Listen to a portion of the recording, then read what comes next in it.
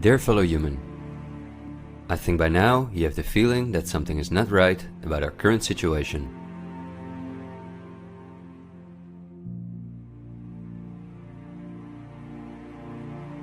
But I also think that the many ill-founded conspiracy theories may have caused you to distance yourself from both the media scaremongering and from those who spread the conspiracy theories. Still, I hope you will listen to me for a moment, because as you watch this video, hundreds of millions of people worldwide are falling into poverty because of the measures that have been in place for so long.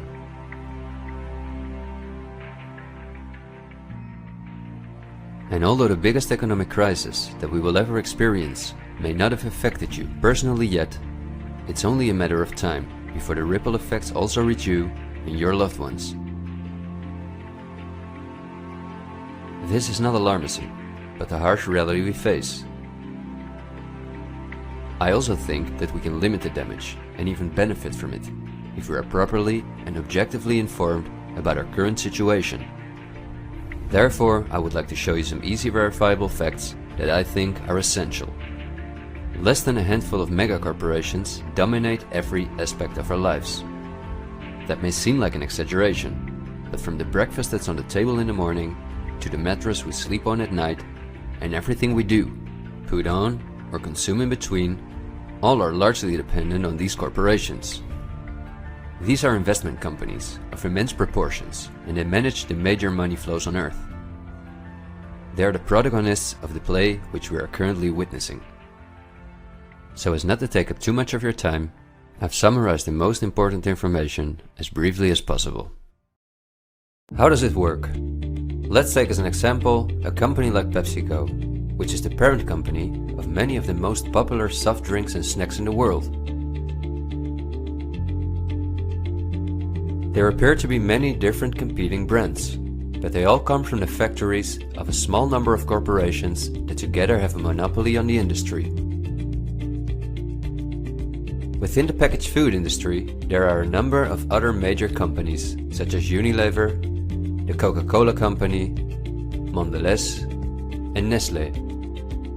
On this image, you see that virtually every well-known brand in the packaged food industry belongs to one of these corporations. You can easily get this kind of information. You can verify it on the websites of the relevant brands or on Wikipedia.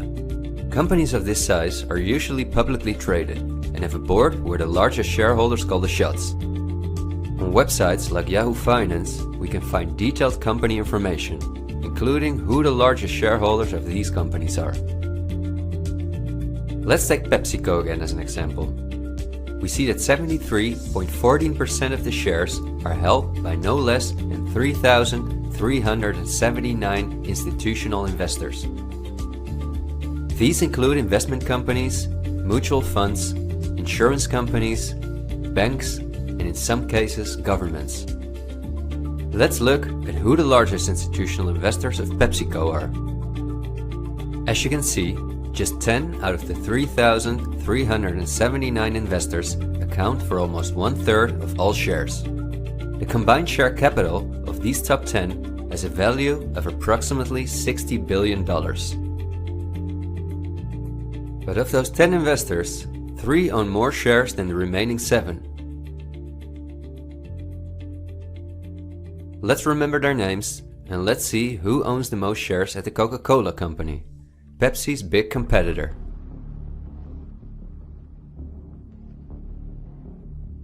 We see that just like with PepsiCo, the majority of the shares are held by institutional investors. Let's look at the top 10 and start with the last one of them. 4 out of these 6 institutional investors we also saw at the last 6 of PepsiCo. These are Norton Trust, JP Morgan Chase, Geode Capital Management, and Wellington Management. Now, let's look at the 4 largest shareholders. 3 of these we also saw in the top 4 at PepsiCo. They are BlackRock, Vanguard, and State Street. And there's another one, Berkshire Hathaway. These are the 4 largest investment companies on the planet. PepsiCo and Coca-Cola are anything but competitors. But also the other big companies that own many brands, such as Unilever, Mondelez and Nestlé, are owned by the same small group of institutional investors, and you don't only find these names in the packaged food industry. For example, let's look up on Wikipedia what the largest companies are within the technology industry. Facebook owns WhatsApp and Instagram. Together with Twitter, they form the most popular social media platforms in the world. Alphabet is the parent company of all Google businesses, including YouTube and Gmail, but they are also the biggest sponsors and developers of Android, one of the two operating systems on which almost all smartphones and tablets in the world run. The other operating system is Apple's iOS. Finally, if we add Microsoft to the other three, we see that 4 companies produce the software that almost all computers, tablets and smartphones in the world depend on. Let's see who owns the most shares of these powerful companies. If we look at Facebook, we see that more than 80% of the shares are owned by institutional investors. These are the same names we saw in the food industry. Again, the same investors at the top. Then Twitter, which with Facebook and Instagram makes up the top 3. Amazingly, we see that the company is also owned by the same investors.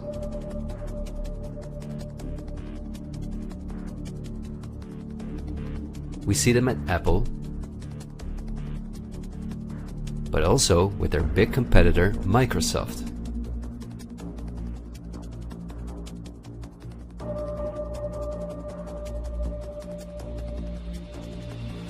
When we look at all the other companies that dominate the technology industry and build our computers, TVs, smartphones and household appliances, we see the same big investors who own a majority of the shares.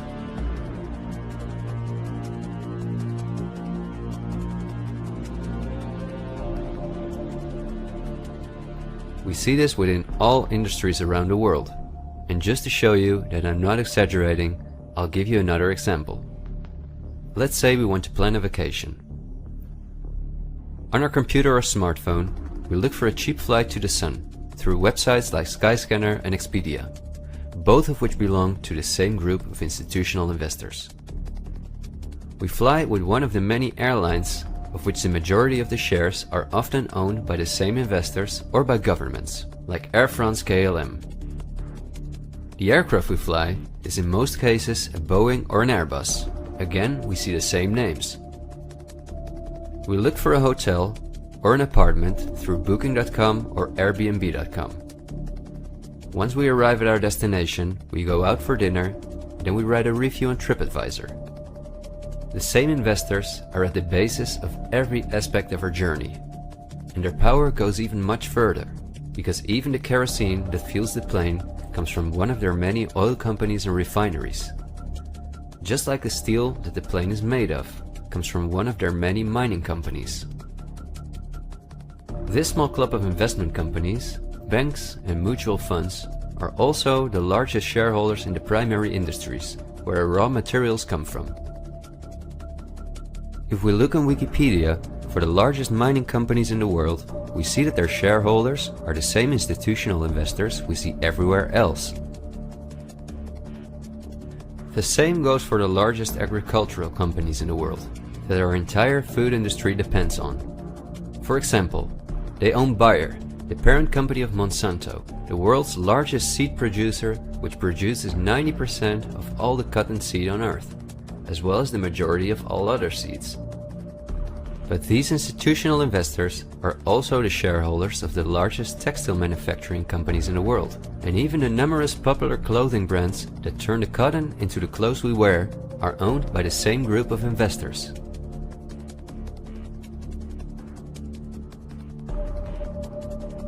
Whether we have the world's largest solar panel producers or the largest oil refineries, the shares are managed by the same companies. They own the tobacco companies, who produce all the popular tobacco brands in the world. But they also own all the major companies in the pharmaceutical industry and the scientific institutes that produce the drugs.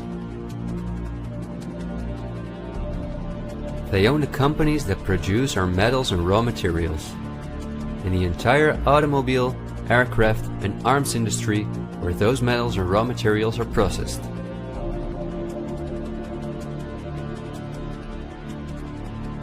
They own the companies that build our electronics. They own the big department stores and online marketplaces.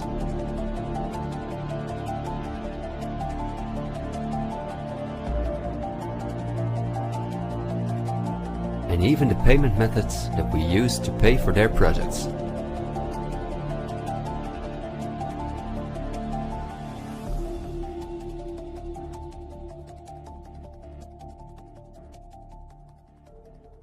Because I want to keep my story as short as possible, I've decided to only show the tip of the iceberg. If you decide to investigate on your own, using the sources that you've just seen, then you will discover that even many of the most well-known insurance companies, banks, construction companies, telephone companies, restaurant chains, and cosmetic brands are owned by the same institutional investors we just saw.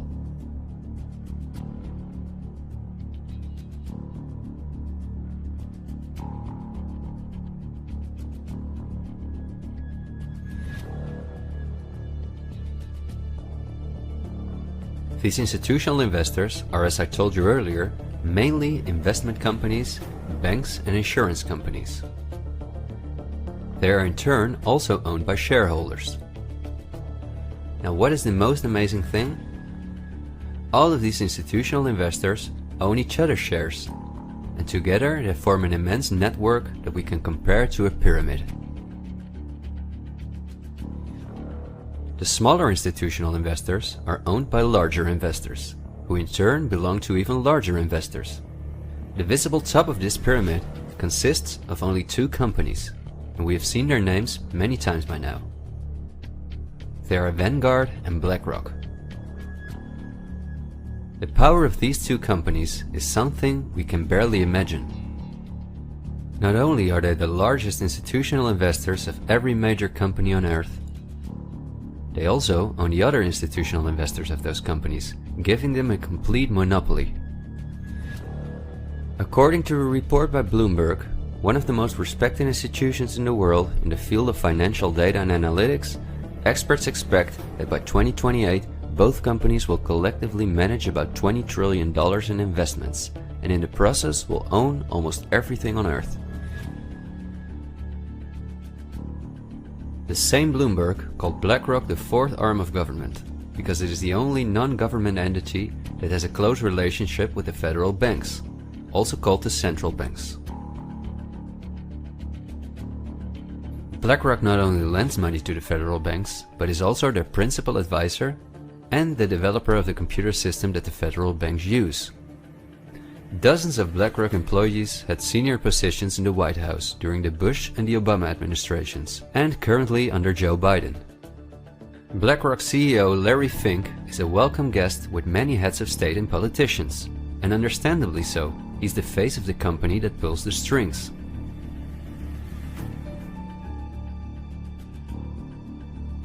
Yet Larry Fink does not pull the strings himself.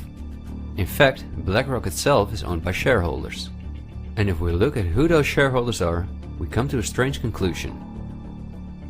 We see that BlackRock's largest shareholder is Vanguard, and this is where it gets dark. Vanguard itself has a unique structure that makes it impossible to see who its shareholders or clients are.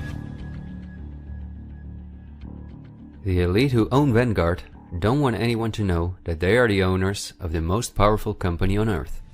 But of course, this is no secret to those who are willing to look into it. Reports by Oxfam and Bloomberg show that 1% of the world's population collectively owns more money than the other 99%. Indeed, Oxfam claims that as much as 82% of all the money earned in 2017 went to this 1% of people. Naturally, those who own the most powerful company on Earth would also be the richest among this 1%. In other words, they are part of the 0.001%. Forbes, the most well-known business magazine in the world, claims that by March 2020 there were some 2,075 billionaires. Oxfam's report showed that 2/3 of all these billionaires obtained their fortune through inheritances and monopolies.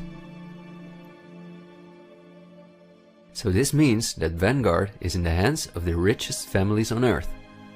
If we study their history, we discover that these families have always belonged to the top of the pyramid, some even well before the Industrial Revolution began. Because their history is so interesting and extensive, I will explain some more about them in the follow-up video that I'm currently working on. But in order not to elaborate too far, I will just point out that many of these families belong to royal bloodlines, and they are the founders of our banking system, the United Nations, and every industry in the world.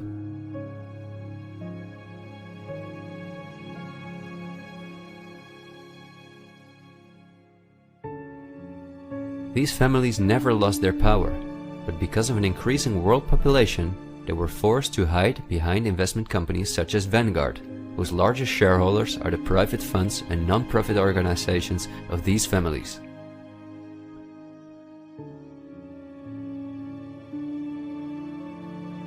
To make the bigger picture more clear, I need to briefly explain something about these non-profit organizations. These are the links that connect the business community with politics and the media, allowing major conflicts of interest. At first glance, however, this is not too noticeable. Non-profits, also called foundations, are organizations that rely on donations, and they do not have to publish from whom they receive those donations. They can invest this money in whatever they want, and do not have to pay tax on their profits as long as those profits are reinvested in other projects that they are involved in. Non-profits can move hundreds of billions of dollars from invisible investors. According to a report by the Australian government, this makes non-profit organizations ideal to finance terrorist groups and launder large sums of money.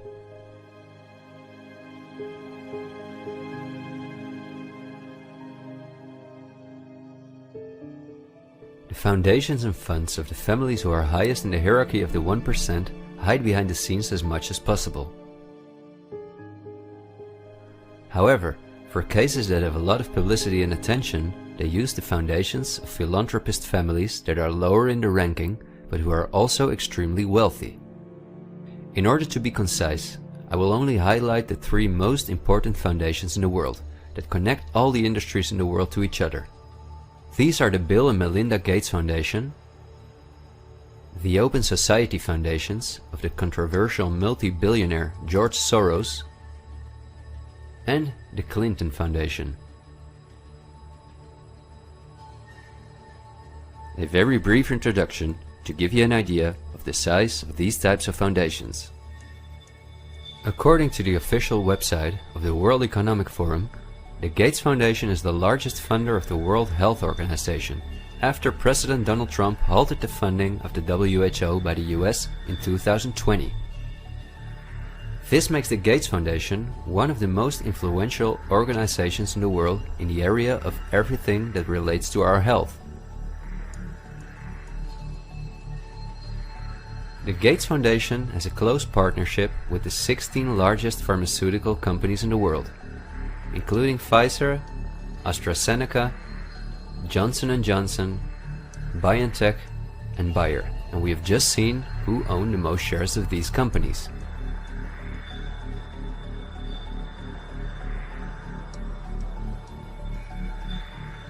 Bill Gates was anything but a poor computer nerd who made it to one of the richest people in the world, but he came from a philanthropic family that, just like himself, worked for the absolute elite.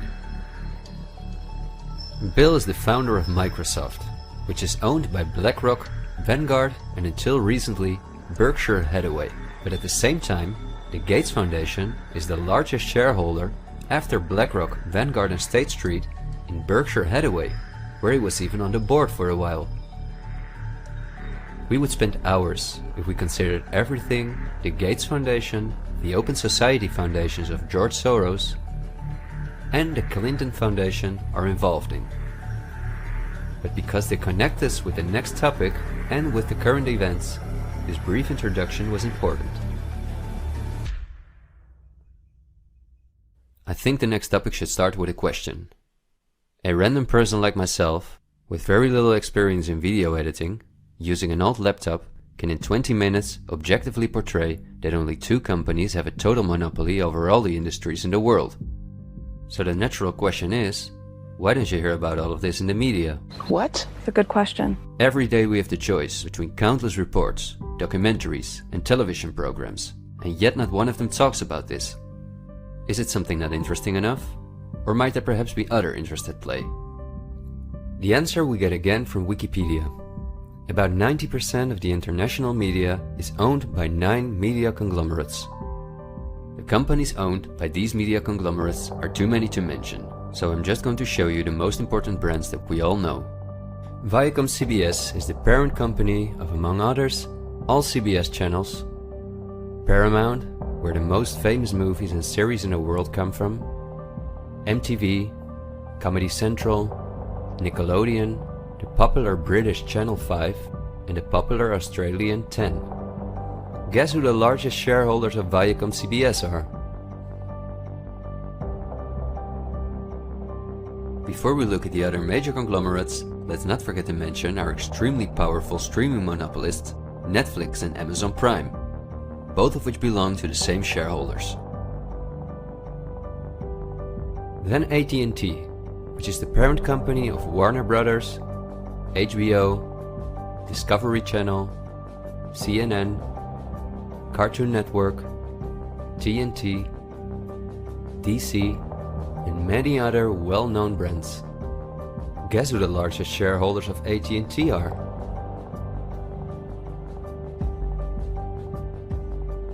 The third one is the all-powerful News Corp. This company owns many of the most well-known national and regional newspapers, magazines and TV channels in the US, the UK and Australia. The shares of News Corp are owned by the American multi-billionaire Rupert Murdoch and by the institutional investors we see everywhere else. News Corp's sister company is Fox Corporation, which is also one of the most powerful media conglomerates on Earth. Just like News Corp, it is owned by the Murdoch family and the usual investors.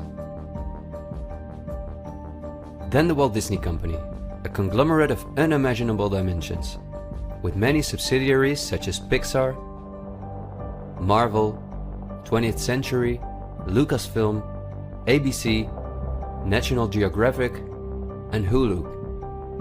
Who are their biggest shareholders?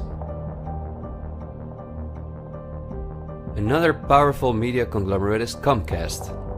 This is the parent company of NBC, DreamWorks, Universal, the Sky Group, Focus Features, Xfinity, and many other major media brands. As you would expect, their largest shareholders are Vanguard and BlackRock.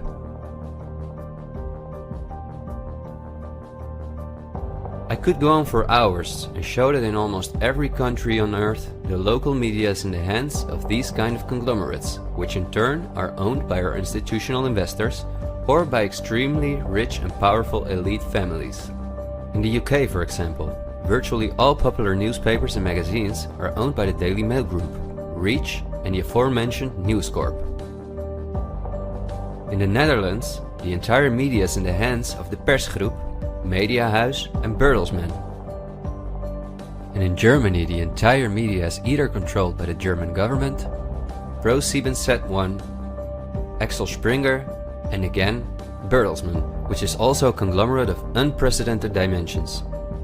Not only is this the parent company of the largest book publisher in the world, Penguin Random House, and owner and founder of BMG Music, Bertelsmann also controls a large part of the European media through their subsidiary RTL, a company with 67 TV channels, 10 streaming platforms and 38 radio stations. Bertelsmann is owned by the ultra-rich Bertelsmann-Mohn family, who openly collaborated with the Nazis. Because of this, Reinhard Mohn was held as a prisoner of war in the US.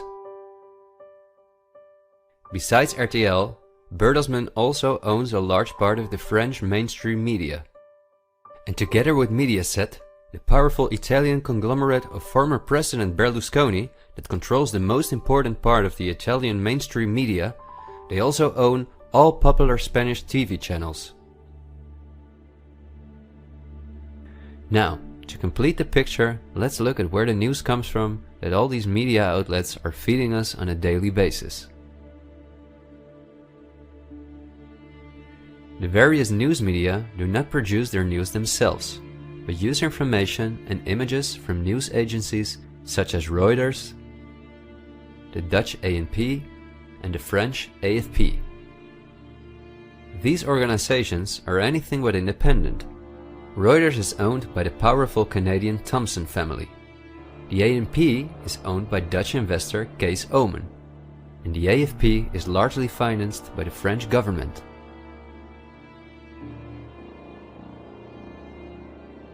The main journalists and editors who work at our media or at these news agencies are affiliated with important journalistic organizations, such as the European Journalism Centre.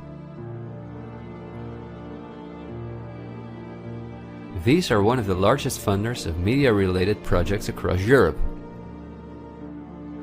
They train journalists, produce study materials, give internships at, for example, the ANP, and work closely with the world's largest corporations such as Google and Facebook. For journalistic analysis and opinion, all the major media outlets in the world use Project Syndicate, the most powerful organization within its field. It supplies the 506 most important media outlets in 156 countries.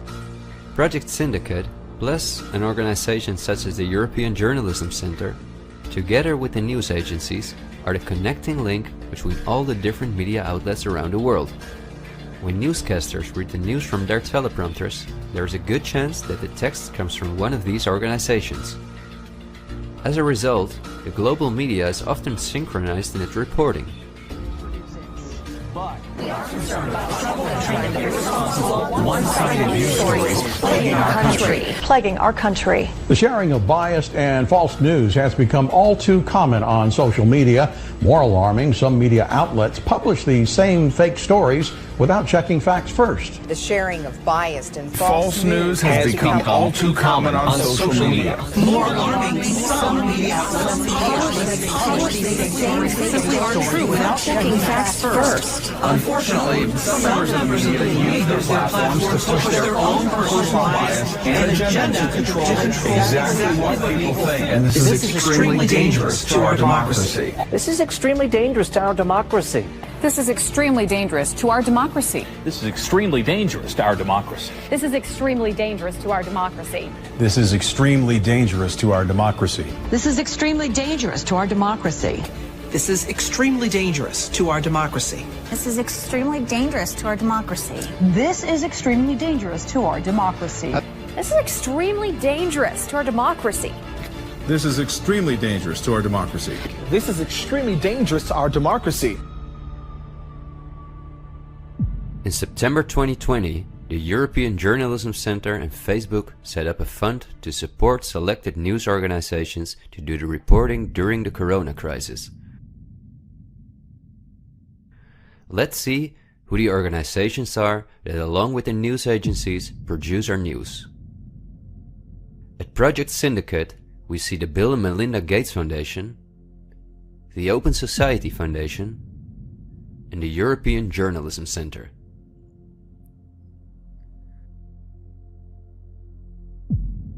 Then the European Journalism Centre itself. Again we see the Gates Foundation and the Open Society Foundation. And they also receive large donations from Facebook, Google, the Dutch Ministry of Education, Culture and Science, and from the Dutch Ministry of Foreign Affairs. The organizations that are at the heart of our information flow are funded by the non-profit organizations of the same elite who also controls the entire media. However, a part of our tax money goes to these organizations as well.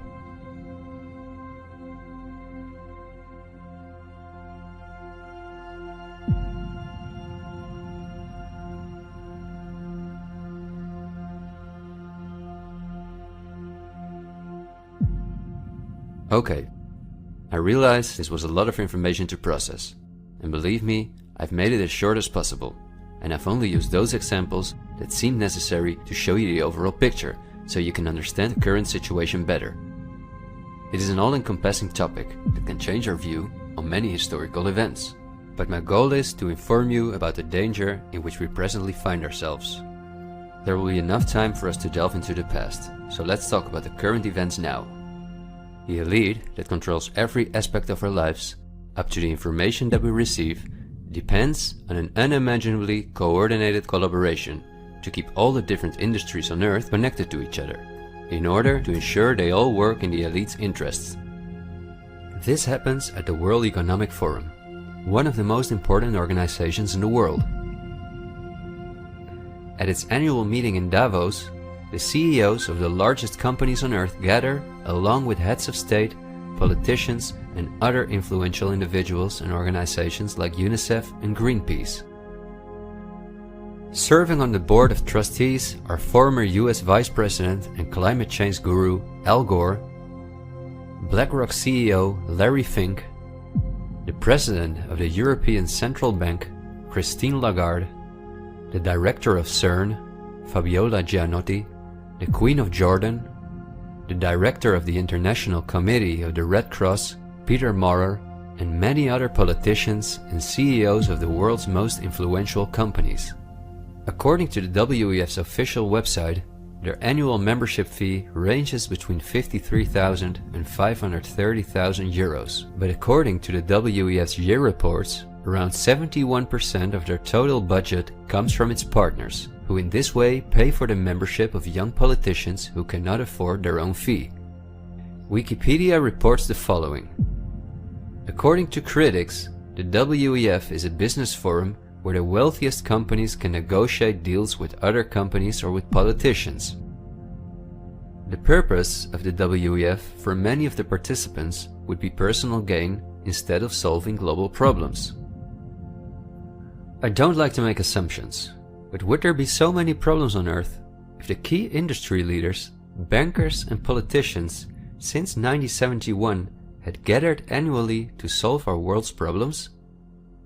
Is it not strange that the world's leading environmental organizations have been meeting for 50 years with the CEOs of the most heavily polluting corporations while things just keep getting worse for our natural world?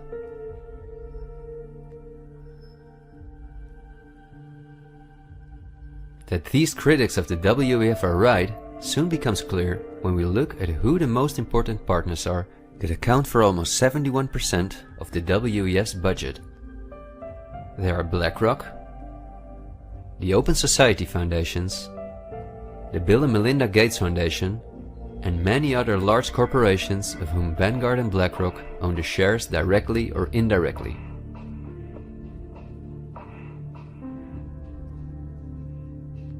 The president and founder of the WEF is Klaus Schwab, a German professor and businessman. In his book, The Great Reset, he describes in detail the plans of his organization.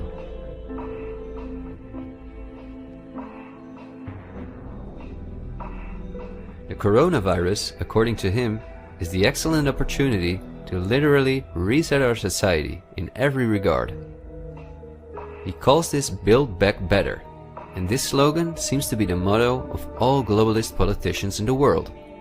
And it's now a historical moment, a crucial moment, to rebuild the future, to reset our policies. And of course, we also want to work together on building back better. You know, I said we're going to build back and we're going to build back better. It's certainly a major crisis, but it also offers us a unique opportunity. We must use this historical opportunity. Together we can turn a crisis into an opportunity. But this global pandemic has also created an opportunity to build back better. To build back better later. But also to build back better. To build back a better world. To build back better. We can't just build back, we got to build back better. And achieve the Sustainable Development Goals. And climate action is an essential part of that. According to Schwab, our old society should be exchanged for a new one, in which countries give up their sovereignty to an all-encompassing world government, in which people own nothing but work for the state, in exchange for their housing, healthcare, and all their other basic needs. All of this is necessary, according to the WEF, because our modern consumer society, which the elite themselves imposed on us, can't keep going as it is. It's no longer sustainable.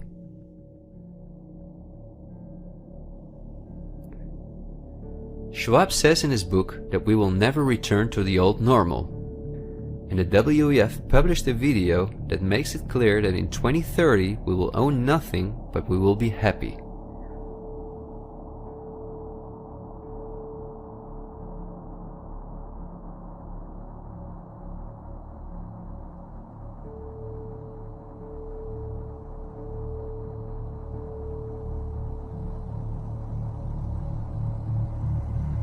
You've probably heard some talk about the New World Order.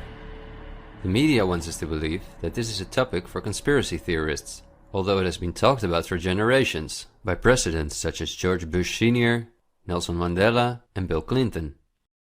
We have before us the opportunity to forge for ourselves and for future generations a new world order, a world where the rule of law, not the law of the jungle, governs the conduct of nations.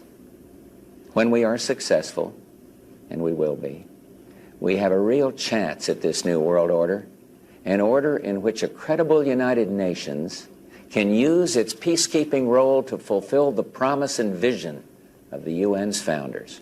After 1989, President Bush said, and it's a phrase that I often use myself, that we needed a new world order. That the affirmative task we have now is to actually create a new world order.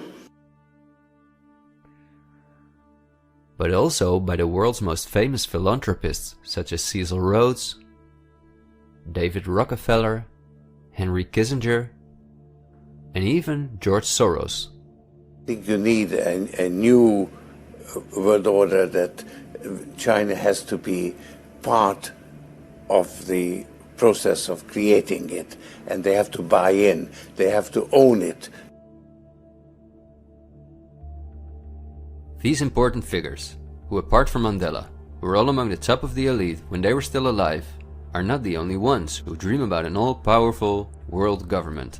In 2015, the UN presented its controversial Agenda 2030, which is almost identical to Klaus Schwab's Great Reset. In their own words, the UN, like Schwab, wants to ensure that by 2030, poverty, hunger, environmental pollution, and disease no longer exist on Earth. It sounds like a sympathetic plan, until you read the fine print. You see, the idea is that Agenda 2030 is going to be paid for by us, the citizens. And just as it is currently required of us that we give up our basic rights for the sake of public health, we will be demanded to give up our wealth in favor of poverty reduction. These are not conspiracy theories. You can read this for yourself on their official website. In short, it boils down to this. The UN wants to take the tax money from all Western countries and give it to the mega corporations of the elite, who will be contracted to rebuild society.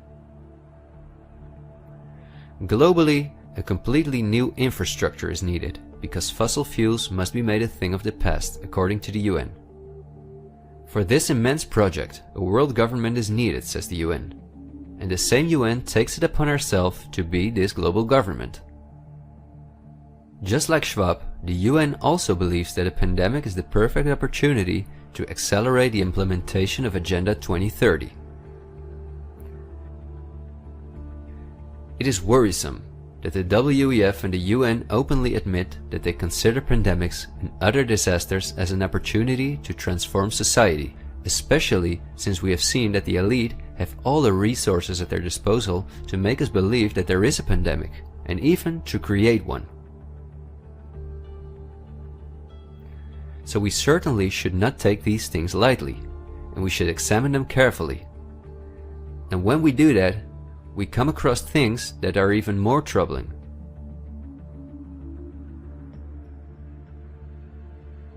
On Friday, October 18, 2019, months before the pandemic was declared, a meeting was held at the Pierre Hotel in New York City for a select group of about 130 very important guests, including politicians and the world's most respected medics and pharmacists.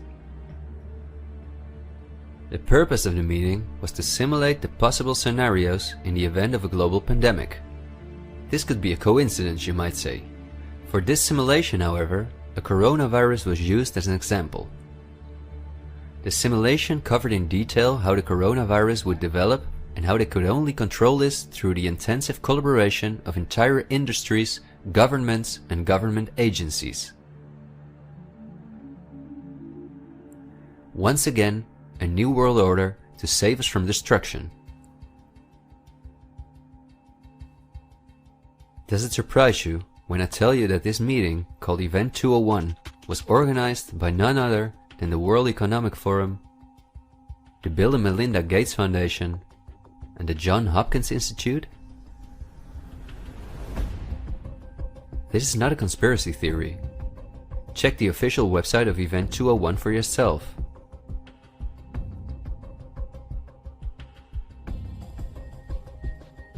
Perhaps at this point, it will no longer surprise you that the German Robert Koch Institute, which like every national health institute in the world is closely linked to the WHO, which is funded by Bill Gates, created a similar simulation in 2012.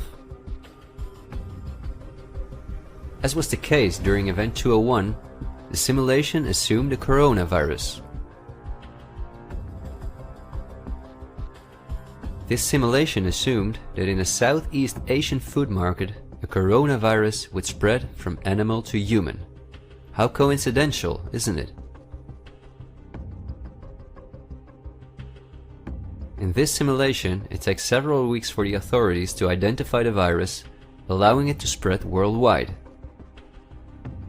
The simulation is made of the consecutive 3 years, in which there are lockdowns and economies are destroyed. But also the impact on society is simulated in all aspects, even the protests. I won't tire you with the details. In fact, you can download this analysis for yourself from the website of the German government.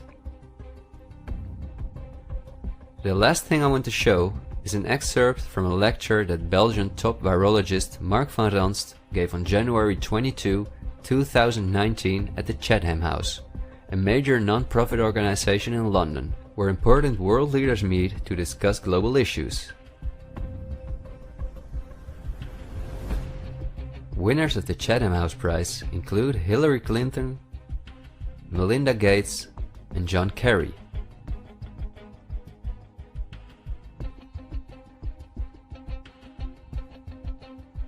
What Van Ranst is discussing is simply shocking.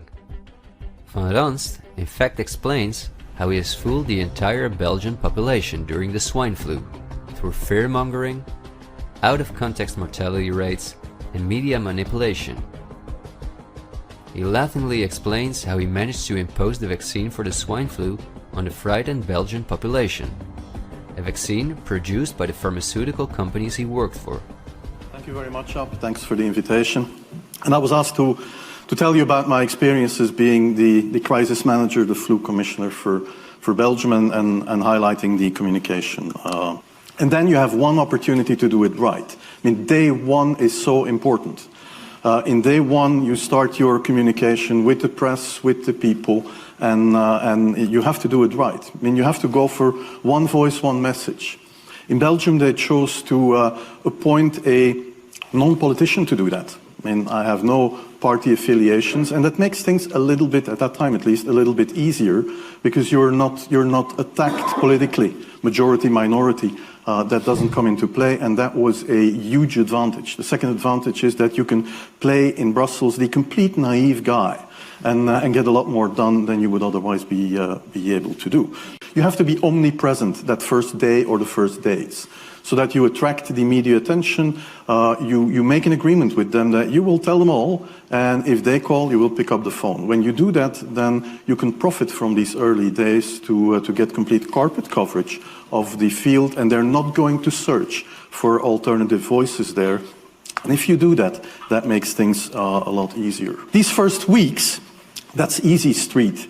when you have no opposition and everybody needs news and they can come to you for news, you can bring quite a lot of neutral information, and it is picked up, and it is well, the news is brought the way you bring it, and that is you can only do that in the first couple of weeks or months. And then you have to say, okay, well, we will have H1N1 deaths. Of course, that would be unavoidable. I used there Sir Donaldson's quote, where he said that in the UK, by the peak of the epidemic, 40 people would die per day at the end of the summer. So 62 at that time million people in the UK, 40 deaths a day. I worked it out for Belgium. That would be 7 deaths a day at the peak of the epidemic. I used that in the media. 7 Belgian flu deaths per day at the peak of the epidemic would be realistic. That is true in every year, even interpandemically. That is very, very conservative. However, talking about fatalities is important, because when you say that, people say, wow, what do you mean? People die because of influenza? And that was a necessary step to take. And then, of course, a couple of days later, you had the first H1N1 death in the country, and the scene was set and it was already talked about. And then you had to pick who is going to be vaccinated first. And then, well, women and children first, whatever. I mean, risk groups, they were important.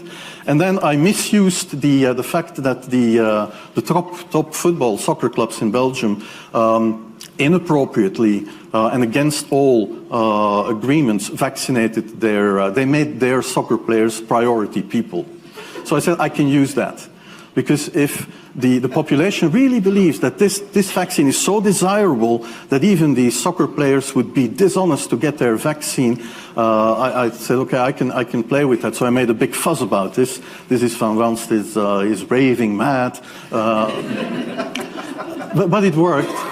The Chatham House organization is also funded by all major corporations of the elite, the Gates Foundation and the Open Society Foundations. We could talk for hours about the coronavirus, which has a survival rate of 99.98%, and about the incomprehensible measures that are destroying our society. Millions of entrepreneurs have lost their income. Countless elderly people have died in loneliness, isolated from their families. But I think we have reviewed enough facts that put the global COVID measures in a broader context, seen from the perspective of the elite. This extremely wealthy elite, collectively of tens of thousands of billions, has no problem whatsoever with the fact that more than 40% of the world's population has to live on less than $5.50 a day, or that millions of children are dying from the drinking water contaminated by them, or from malnutrition, or by their bullets and bombs. They just want to get more powerful. The elite have absolutely no intention to share their wealth with us. In fact, they are honest about their plans to take even the last bit from us, and those plans are being rolled out as I'm telling this. The underlying motives of the elite will not be explained in this episode, because for this we have to dive into history and discuss topics that are beyond our modern rational thinking. But for now you may understand well enough with the simple logic that a new world order, or an all-encompassing world government, is the only way for a small elite to retain its power over an ever-increasing world population. Companies like BlackRock and Vanguard do not benefit from national borders, import taxes, and real diversity.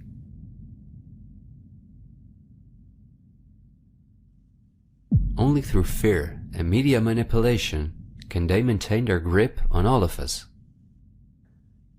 And I deliberately haven't even mentioned the inhumane blackmailing methods by which the elite keep their own most important minions in line. Because if this topic has aroused your curiosity, you will undoubtedly find out all about this in time. The elite have no intention to cure us from the countless diseases we've contracted from the toxic food they've produced, and from the environmental pollution which they have caused. After all, if we didn't get sick, the entire pharmaceutical industry would collapse. Nothing sells like fear is the motto of top virologists like Mark van Ranst. You will be amazed, as I was, when you discover that we have been warned countless times about this elite. I think we're being run by maniacs. If anybody can put on paper what our government and the American government, etc., and the Russian, Chinese, what they are actually trying to do, I think they're all insane. But I'm liable to be put away as insane for expressing that. That's what's insane about it. Don't you agree? For we are opposed around the world by a monolithic and ruthless conspiracy that relies primarily on covert means for expanding its sphere of influence, on infiltration instead of invasion, on subversion instead of elections, on intimidation instead of free choice, on guerrillas by night instead of armies by day. It is a system which has conscripted vast human and material resources into the building of a tightly knit, highly efficient machine that combines military, diplomatic, intelligence, economic, scientific, and political operations. Its preparations are concealed, not published. Its mistakes are buried, not headlined. Its dissenters are silenced, not praised. No expenditure is questioned, no rumor is printed, no secret is revealed. President Kennedy has been assassinated. It's official now. The president is dead. Women here in shock, some have fainted. Men, Secret Service men standing by the emergency room, tears streaming down their face. There's only one word to describe the picture here, and that's grief, and much of it. It's official. As of just a few moments ago, the President of the United States is dead.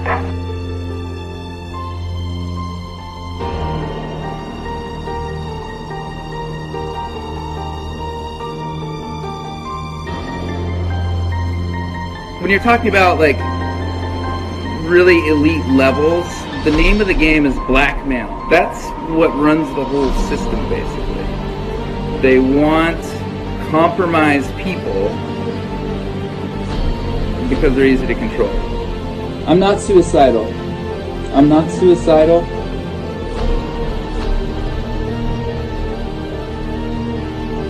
The deep state is those people within the U.S. government that are career employees that cannot be fired by people that we elect by the Congress or the President. Are these people in control? Can they enact laws? Fuck yes. Can we fire these people? No. Can presidents fire them? No. It's designed that way so that political parties and political interests cannot affect the deep state. Do you understand the nightmare of our situation, people? It is no secret. It is as open as it can be. The deep state does control America. Wake up, people, please. God, use some common fucking sense. Thank you.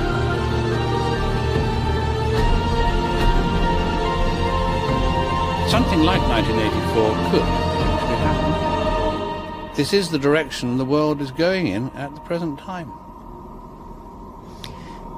In our world, there will be no emotions except fear, rage, triumph, and self-abasement.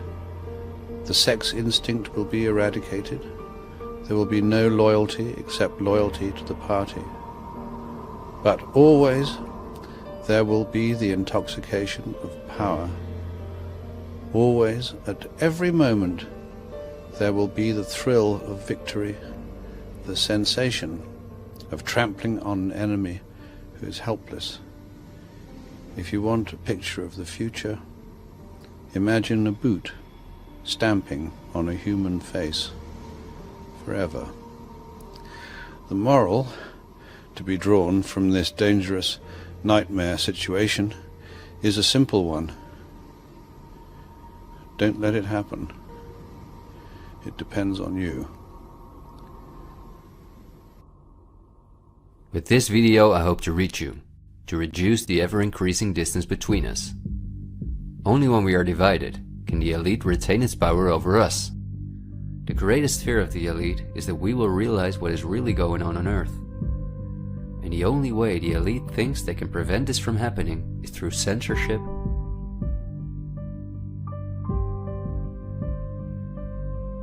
preventing human contact,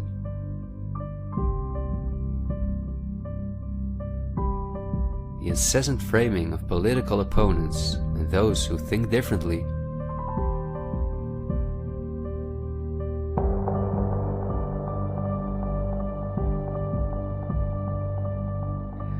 and the use of brute force.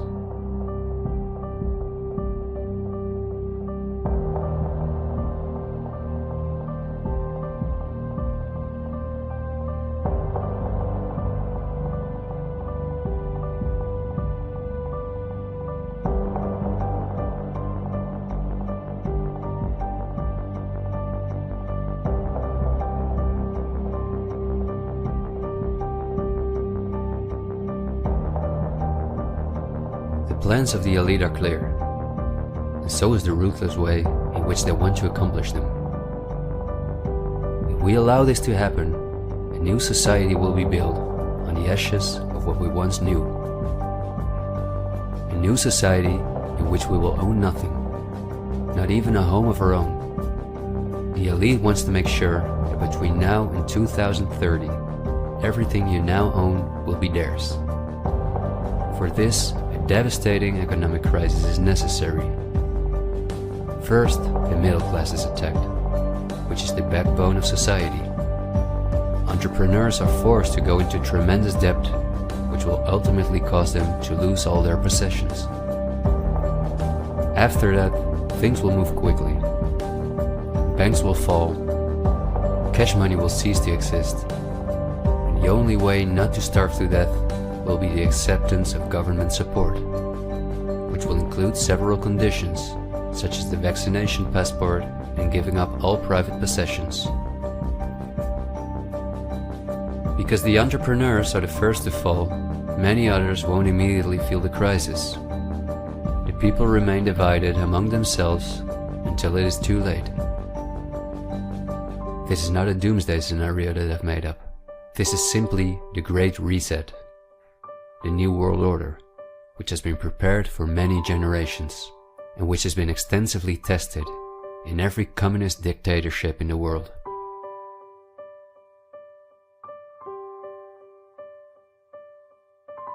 But this can also go a different direction, and instead of a great reset, we can cause a great awakening and create a world where no one has to go hungry, and where we can live in a sustainable way, in freedom with each other and with nature. This is not an idealistic daydream. There have always been forces that have sought to break the power of the elite, but until recently, our means of communication were always insufficient to get a mass network in motion. The elite have always kept us in ignorance about the discoveries of geniuses such as Tesla, who was far advanced in the field of clean, free energy. Or Dr. Rife, who used radio waves to cure at least 16 terminal cancer patients before he, just as Tesla, died in a suspicious manner. Or Henry Ford, who in 1941 had already made a car out of bioplastic that proved stronger than steel. The elite have hidden countless such techniques from us because they form a threat to their monopolies in every industry. These were techniques that would have given us freedoms and put the elite's power at risk, which is based on our fear and dependence on their projects. These are not conspiracy theories, but facts. What I am saying is that a world of new possibilities is opening up for all of us, where there is no poverty, no pollution, diseases, or wars, and in which governments work for the welfare of the people rather than the other way around. Countless ailments that provide the pharma industry with hundreds of billions of dollars will be cured. No one will have to work their ass off to live a dignified life.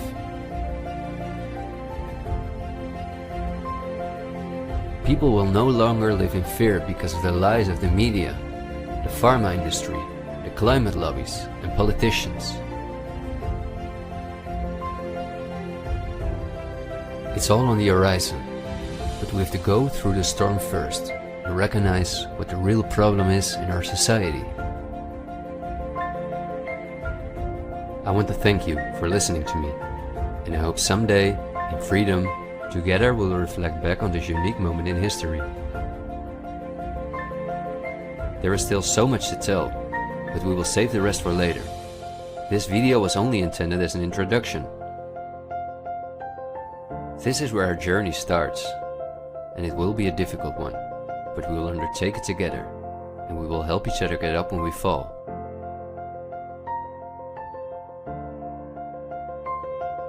We will not be afraid.